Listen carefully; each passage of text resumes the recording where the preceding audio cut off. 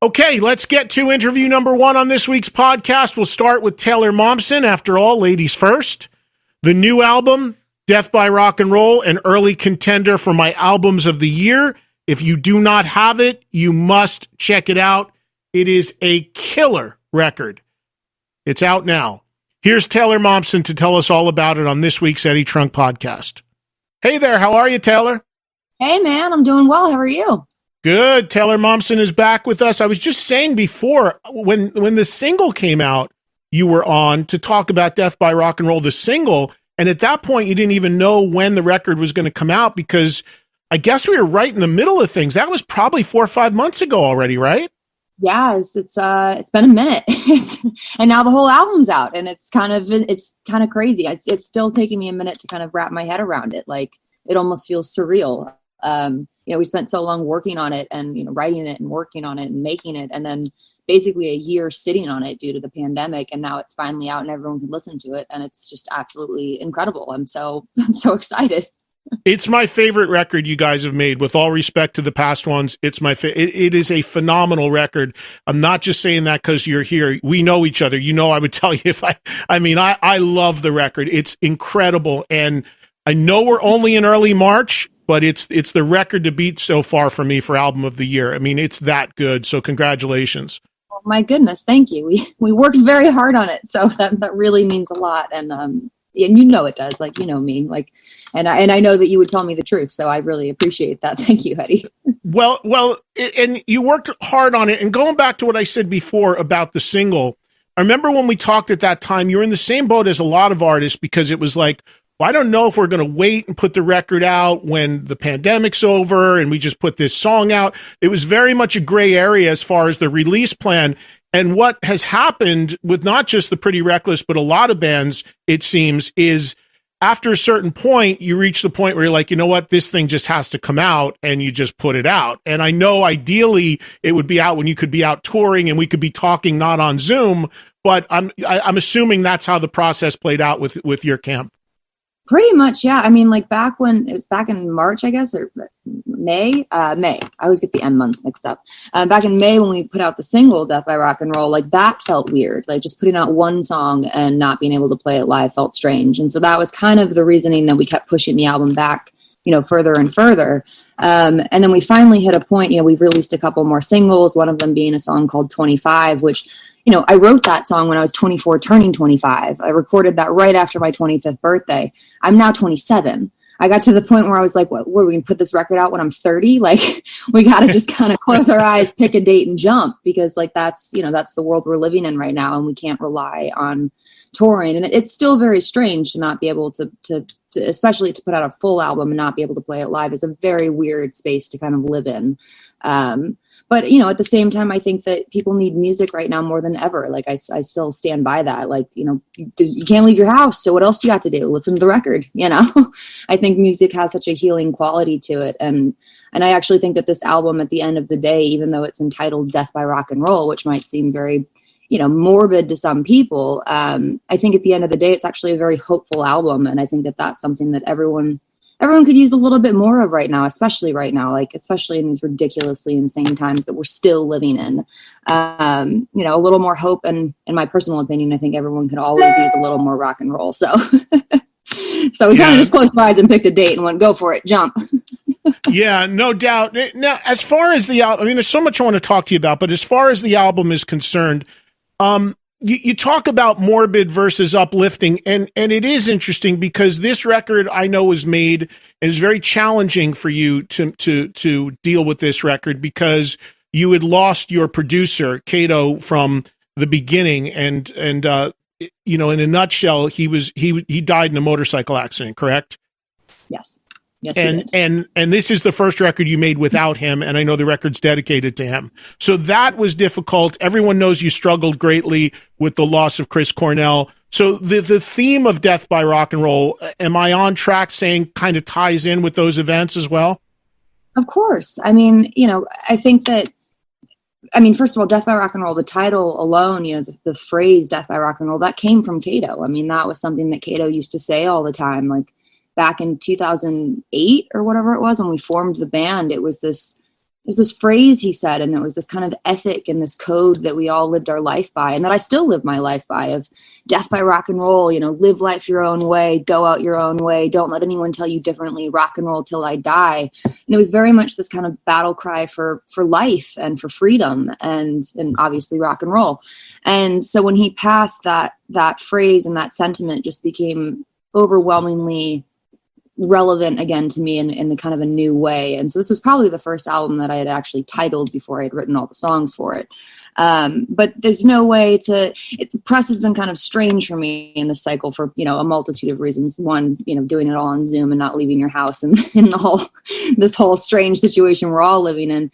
But also, like, I don't think that I necessarily thought through the aspect of having to kind of relive these stories constantly, by speaking about them. Like, cause I make music for myself. I write songs is almost a form of therapy. Like, the writing of this record was very cathartic for me. And it was kind of the first major step I took towards healing myself, cause I went very, very down there for a while into this very dark hole of depression and substance abuse and, everything that comes with loss and grief and trauma. And it was music that pulled me out of it. So the creating of this album was very, it saved my life. But I didn't think about having to then kind of constantly relive these stories every single day, all the time. So like almost every interview has become kind of like a therapy session in a weird way. And some days it's fine. And some days it's a little like picking at a scab that, like, you just got to be a little careful because, those events and those losses and, Kato was one of the loves of my life. Like, if that, not romantic, I didn't mean it like that, but he's my best friend on the planet. And so like that loss is, and that pain, that's never going to go away. It just kind of transforms over time, and it turns into something, it turns into a scar. It turns into something that you learn how to, wear with pride, I guess. And it becomes a part of you. And so this record is very much, of course it's an homage to him. I mean, for Christ's sakes, the song, the Death of Rock and Roll, the first thing you hear on the album is Kato's footsteps walking down the hallway of the house aloud. And the last song you hear is Harley Darling, which is very much my love letter to him. So it's of course it's an homage to him. So even though he's not here anymore, physically, it's a way of keeping his memory alive, because I refuse to let his memory die. He was too important.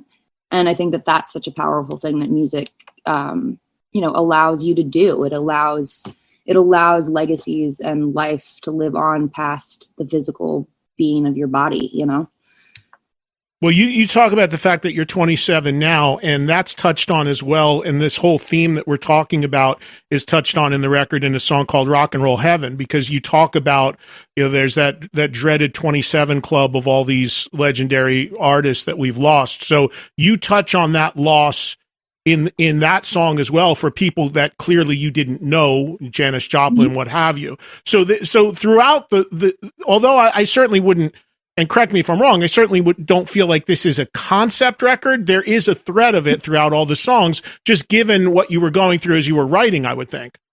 Yeah, I mean, I think that's that's why I love albums so much, is because it really encapsulates. This is certainly it's not a concept album, but anytime you write a record, it encapsulates a time period in an artist's life. And if you give it the grace to listen to the whole thing, you're really going to be able to kind of get inside that artist's head and see where they were coming from, and, what perspective they were, maybe writing from. And I always find that really interesting.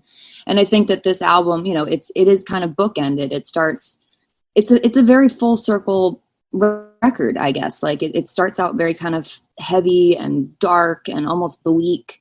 And about halfway through, there's this kind of musical shift that shows that, there is light at the end of the tunnel, and there is hope if you're willing to see it. And I think that's why the more kind of time I've had to be able to sit with the album and listen to it and reflect on it, the more I'm realizing that it actually is a really hopeful record at the end of the day. It kind of shows this arc of this journey of everything that we went through, and in kind of the most raw and honest way possible. So that's, that's certainly a part of it. And Rock and Roll Heaven is kind of, it's celebrating music, and it's celebrating, yes, we've lost so many people way too young, and especially in in music, but but in all art forms, but especially in music. And I think that, Rock and Roll Heaven is kind of almost a celebratory song in a way of going, you know what, like, you're no longer here, but the music goes on playing long after you're gone. And like, that's, by saying your name, by playing your records, I'm keeping you alive. And that's something that I'm keeping your legacy alive. And I think that that's something that's so important, just in general in life, The second track on the record, after we talked last, you sent it to me, and it was incredible. Only Love Can Save Me Now. And you're such a big Soundgarden fan. The thrill of having Matt and Kim on this, and Kim with a classic ripping Soundgarden-esque guitar solo on it is just so cool. Did that come about just because, I imagine when you guys toured together, you connected, and then it was just a natural thing to ask them to appear on the record? Kind of, yeah. I mean, after everything that went down, we stayed fairly close. And I played the Chris Cornell on the Highway tribute show with them. And shortly after that, we were starting to record the album, and I had written the song Only Love Can Save Me Now. That was actually one of the first, I don't want to say first, but one of the earlier songs written for the album that I was kind of in a very, I don't know the right way to describe it, but I was in kind of a place of desperation, I guess is the right word at the time.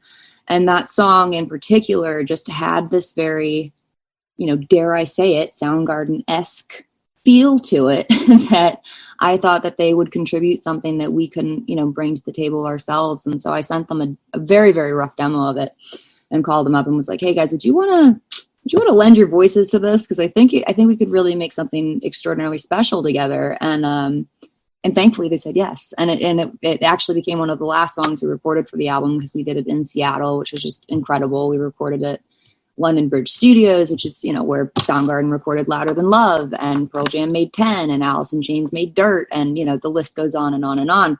So to not only be in such an iconic space, which, I'm kind of a firm believer that places are like people, like they hold memories inside the walls, and that's something that you can just feel. You can feel that energy as soon as you walk in that room. So to not only be there, but then to be there with Matt and Kim, creating something new after all this pain and suffering that we'd all gone through separately and together, and, and everything. It was a very, again, I don't want to speak for them, but for me, it was this very beautiful full circle moment of just proving how important music is, and how healing it is, and how just that it's soul food. It does something that nothing else in the world can do. And I think that that's so incredibly powerful. And then, like, on a light note, just to hear the song come to life for the first time with them playing it was just the coolest thing in the world. I mean, the first time Matt hits his snare and the first note that Kim plays on the guitar, I thought the speakers were going to explode. Like, it was just absolutely awesome. We all kind of looked at each other and went, well, that worked. Yeah. That worked really well. Like, that was one of those magical, smooth moments where everything just kind of clicked. And it's certainly one of my, proudest musical accomplishments. And dare I say it, one of my favorite songs on the record. I'm not supposed to pick favorites, but I would be I'd be lying to you if I said it wasn't. So I really owe them, because they took that song and brought it to its full potential, and just really brought the whole thing to life. And so I'm very thankful and grateful that they're a part of it. And it's just, I love it. So if you haven't heard it, please turn it up. It is so killer. It is such what's amazing to me about it is, and I should know this being that you're such a big Soundgarden fan, and I assume Ben, your guitarist, Ben Phillips, is as well. But knowing that you and Ben wrote this record together, when I heard the song and I knew that Matt and Kim were on it, I fully expected, just from hearing it, that maybe they had some role in the writing of it, but they actually didn't. I mean, you and Ben wrote the song, but so it really was like, you really, from a writer's standpoint, completely captured Soundgarden, and then you put the icing on top of having two members from Soundgarden actually play on it. But it's definitely, I mean, that riff sounds exactly like something that Kim would have come up with. Well, thank you. I mean, I don't know that we were intentionally trying to rip anyone off, but like, obviously Soundgarden is such a, they've been such a massive influence on me my entire life. I mean, musical influence. I mean, from, I always say it's the Beatles and it's Soundgarden. They're like my two pinnacle bands that I always turn to when I when I'm feeling down and I need something to, lift my spirits and inspire, like you crank any Soundgarden record, you crank any Beatles record, and it's going to give you that kind of extra juice. And so that's why I was saying, like, when we wrote the riff and we wrote this, the whole song was kind of completed and we had it in a demo form. I was like, well, I have to ask them to be a part of this. Like, we're just going to, like, I think my joke to Matt was, I was like, will you guys play on this? Because if you don't, we're just going to sound like we're ripping you off. Like, so like, can you help out here? And, even if we did it ourselves, which, I love that song so much and I would have recorded it, had they said no, it wouldn't have been the same. I mean, like they, Matt and Kim, like they have such an unparalleled weight to what they do that is just unlike anyone else. And, you can try to fabricate that and duplicate that all you want, but it's never going to be the same. Like they are one of a kind. And that is, that's what I love about them, is that there's no one else in the world like them.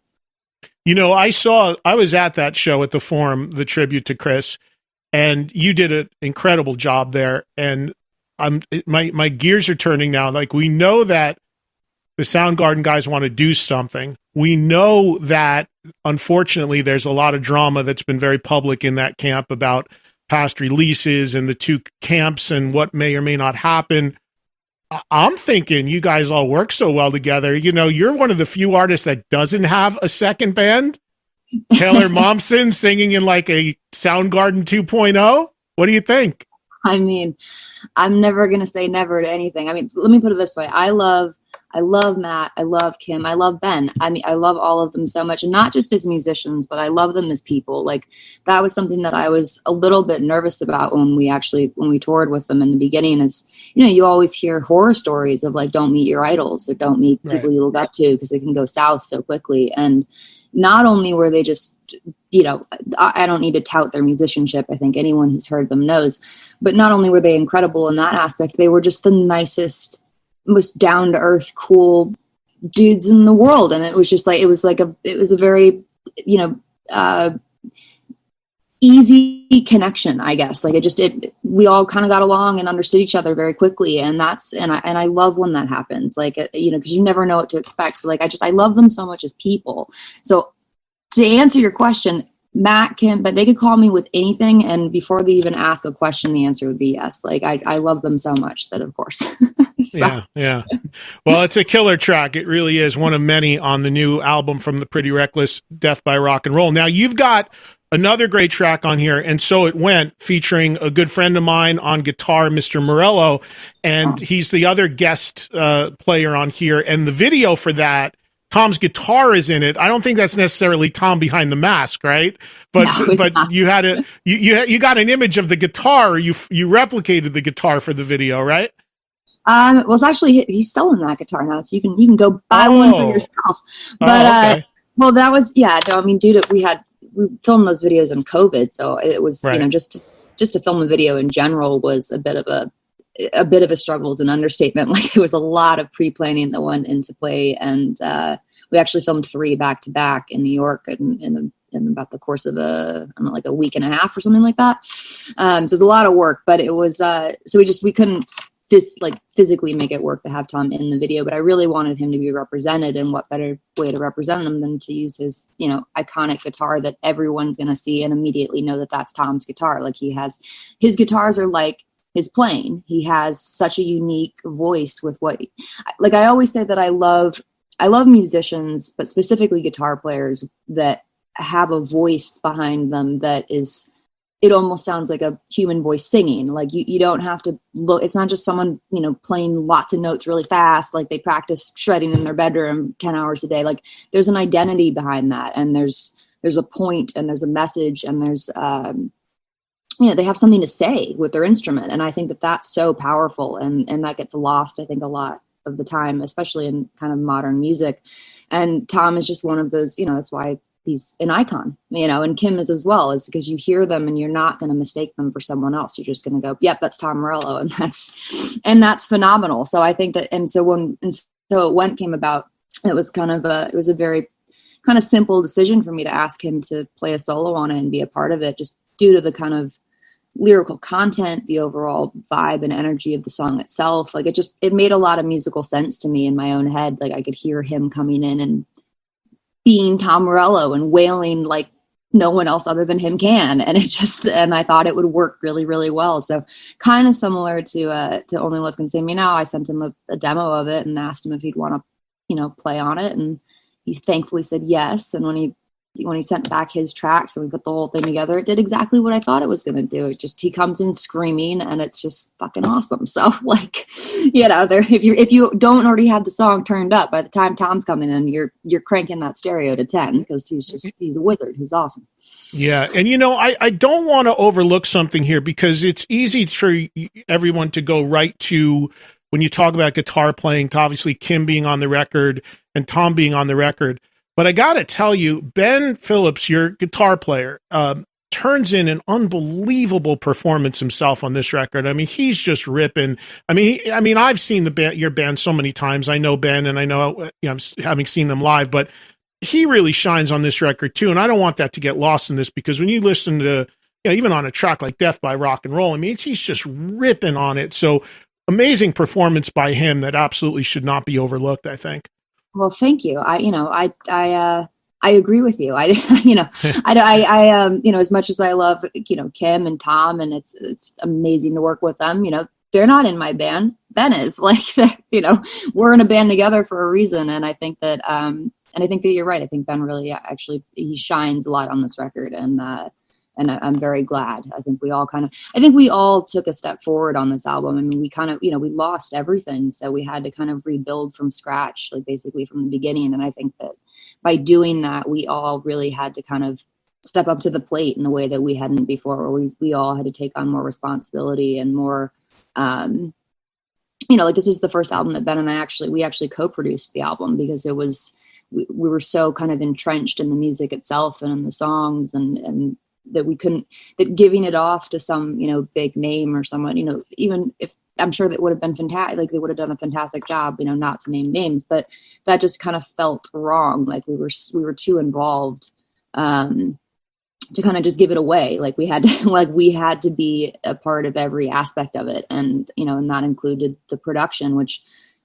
really production is just simply trying to accentuate the song in the best way possible and figure out what I'm hearing in my head and somehow figure out how to make that come out of the other end of the speakers so everyone else can hear it too.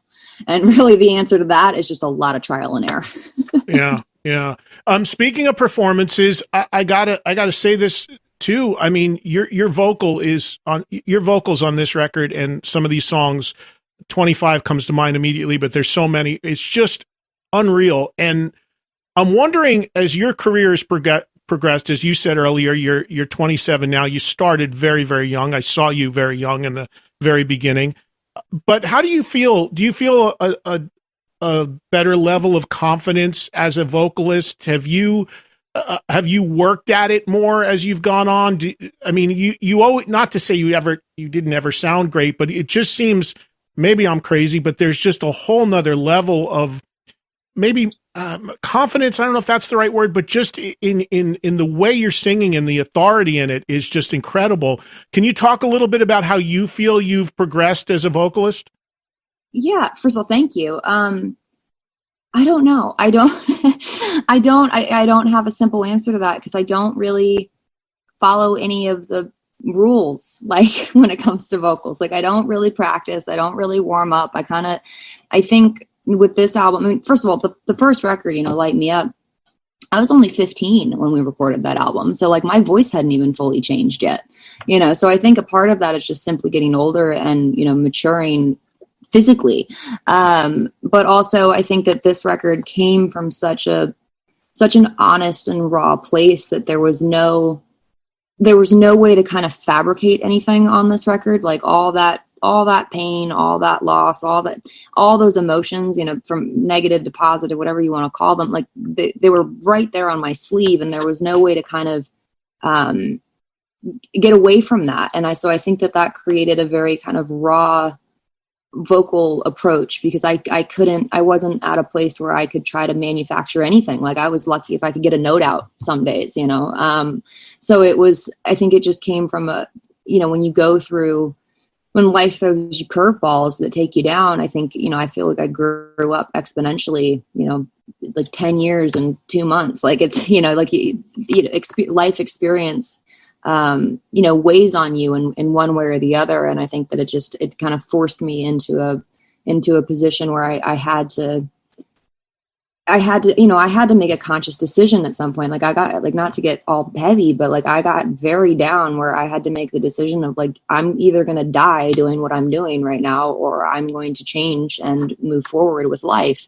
And I luckily chose to move forward with life. And that's because of this album. So I think that all the kind of, that vulnerability and that aggression and that, whatever word you want, whatever adjective you want to use to describe it, I think there was no way around it. It was who I was at that point in time. And I think that that's part of the reason that makes this album such a kind of special record, is that we were incapable of manufacturing anything. Like it simply was what it was. And we had to, work within those boundaries because we were the people we were at that time. And some of those, and a lot of that time we were train wrecks. Like we were still trying to get our shit together. And so I think that makes for something that is, unrepeatable in one way, I guess, if that makes sense.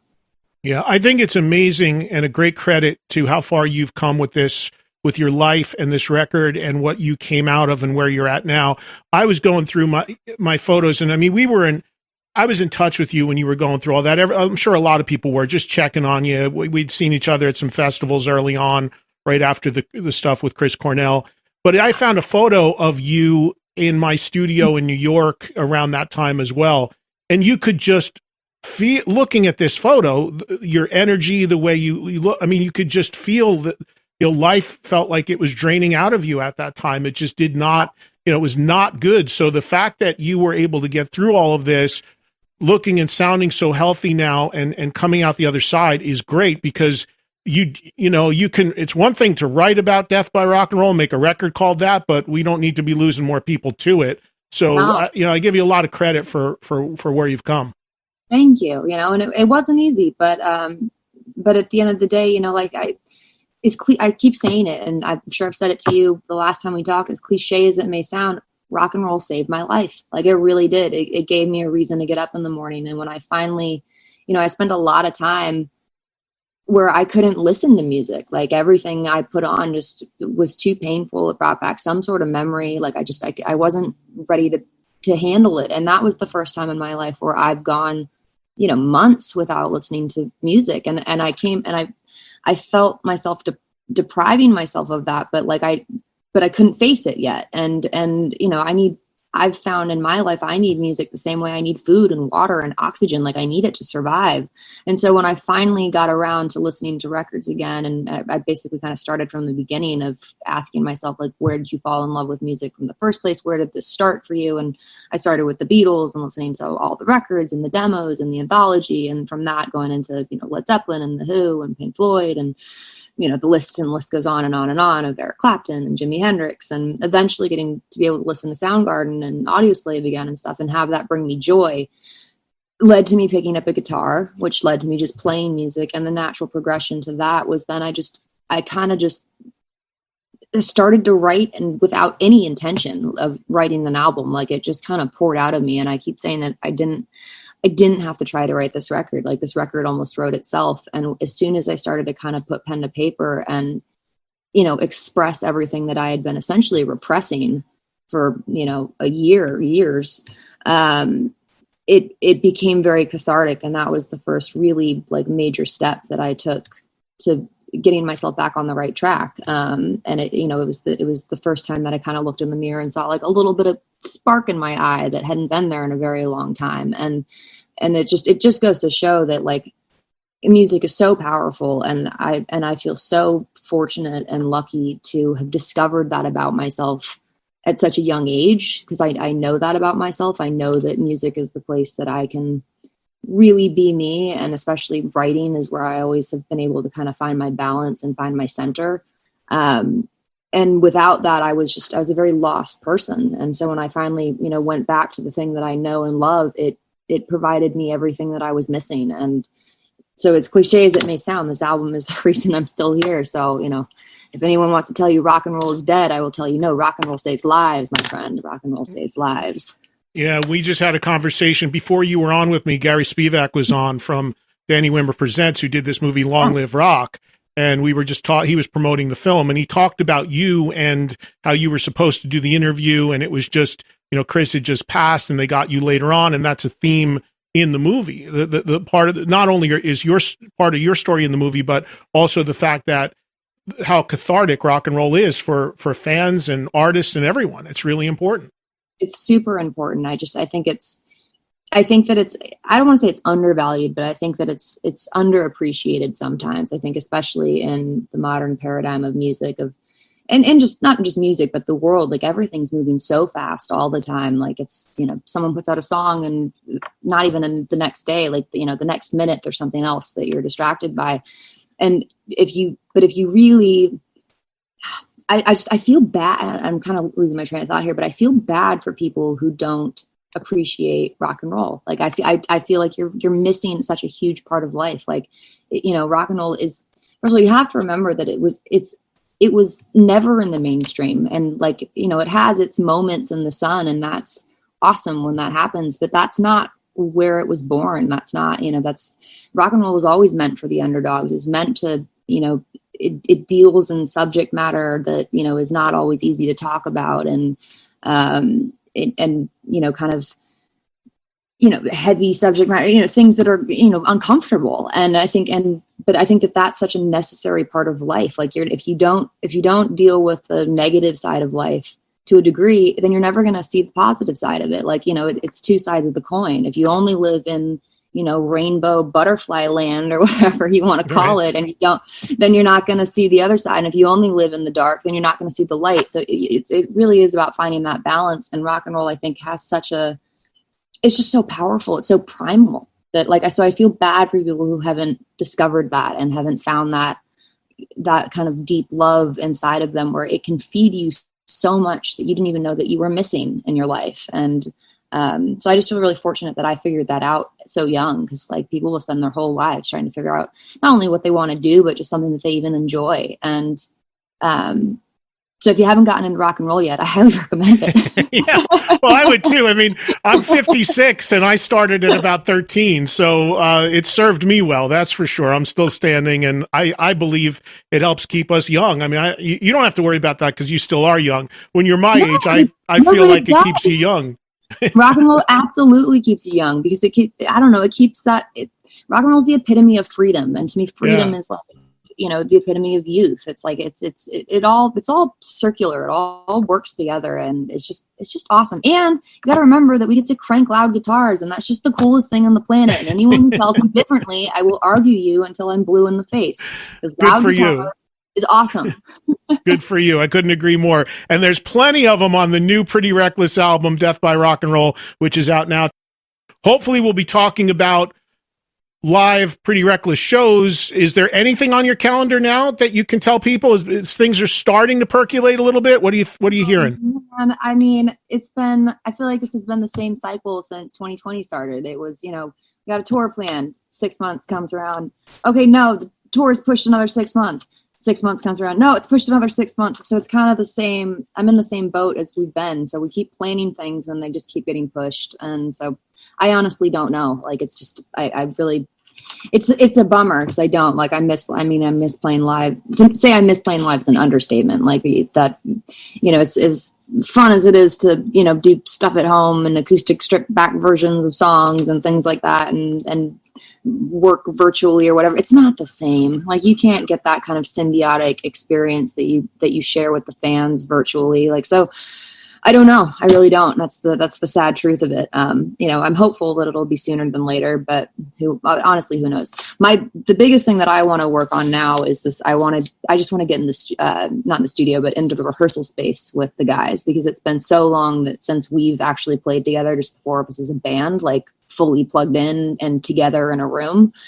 I'm like, let's just start there. Like, we'll figure out the dates later, but like, we have to start there to begin with anyway. So like, that's what I'm looking forward to, is like cranking amps and having Jamie pound the drums and me actually getting to scream into a microphone. And, you know, my joke has become, as much as I love acoustic guitar, I really miss electricity at this point. So hopefully we can start that at least sooner than later. And, you know, that'll either lead to live shows, hopefully, or some sort of live stream, or I don't know, something. Like, we'll figure it out.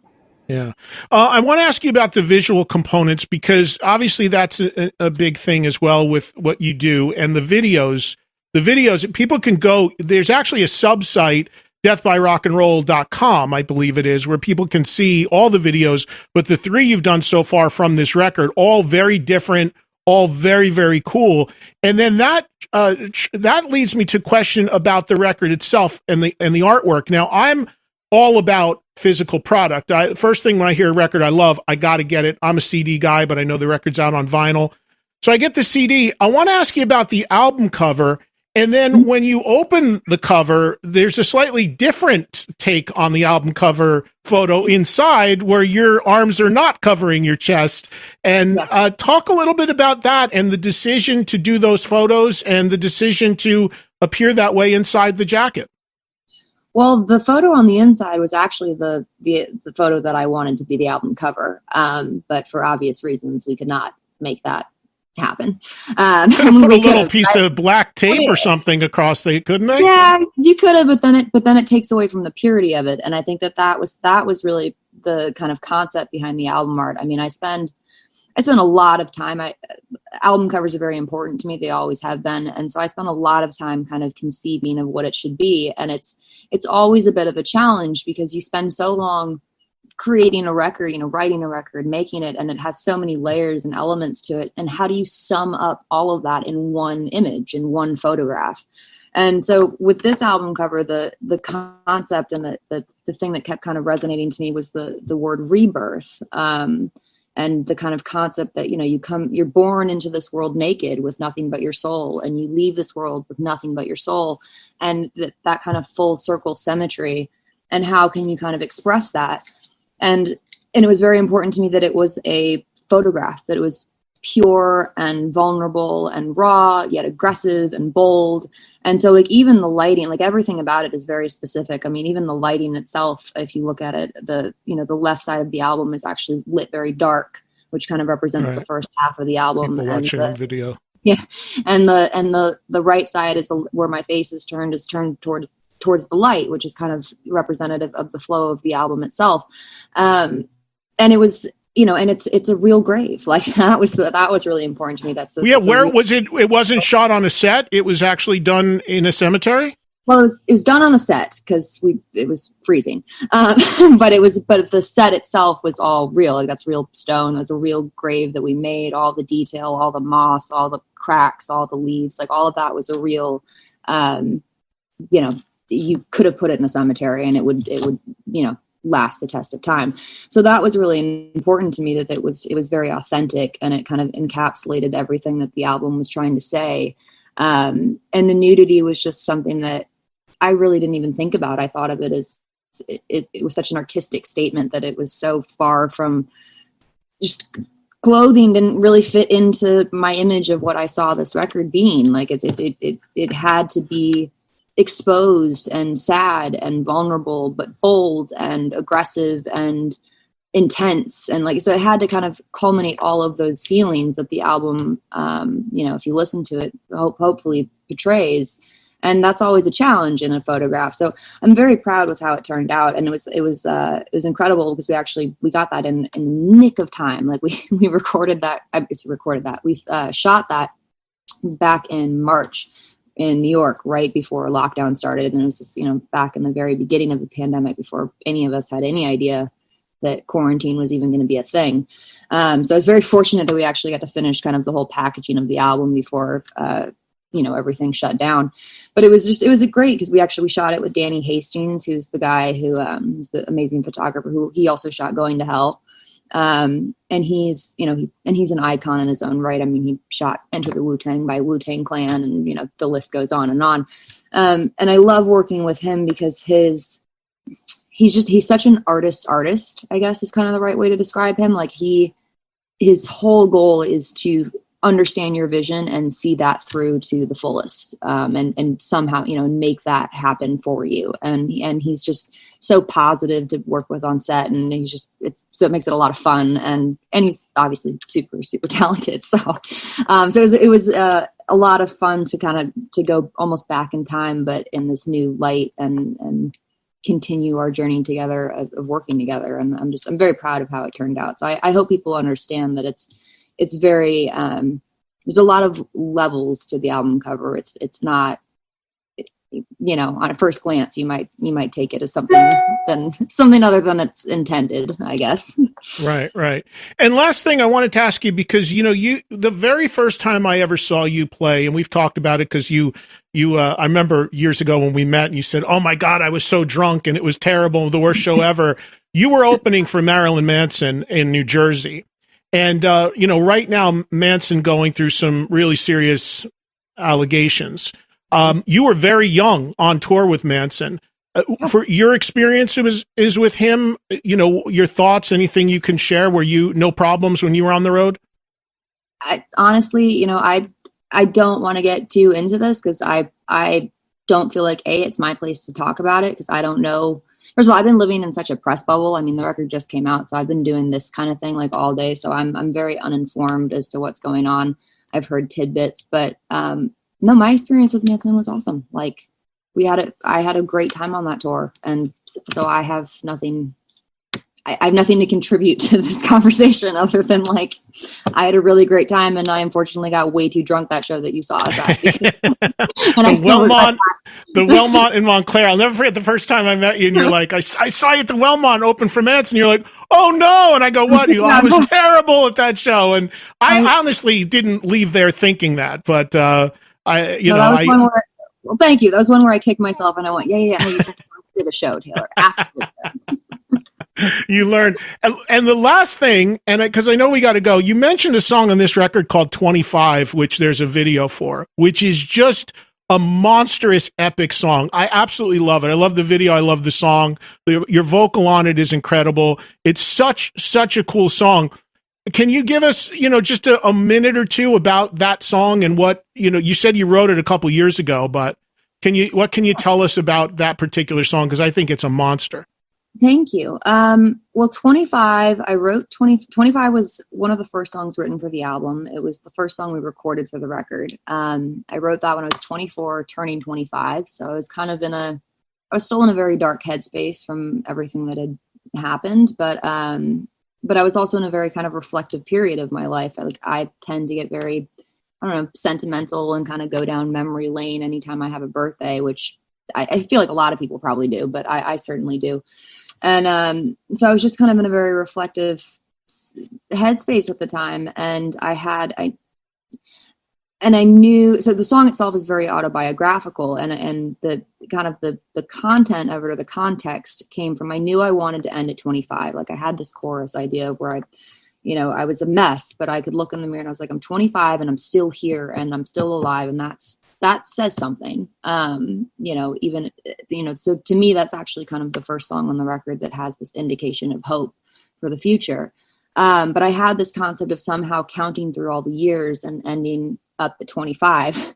So it took a little bit of trickery to figure out how to do that and not have it be totally stupid and, cliche and awful. So it was a little bit of wordplay, but when I finished writing that song, it was a moment that I will never forget, because it was a moment where I was sitting by myself and I put down the guitar and I kind of I set the guitar across the room and kind of sat on the couch and looked at it, and I went to myself, I just kind of went, I think that might be really good. And I think I just might have gotten way better and I didn't know it. And so I think that was a moment where I realized that I had kind of taken a step forward in my songwriting ability and what I was able to. Yeah.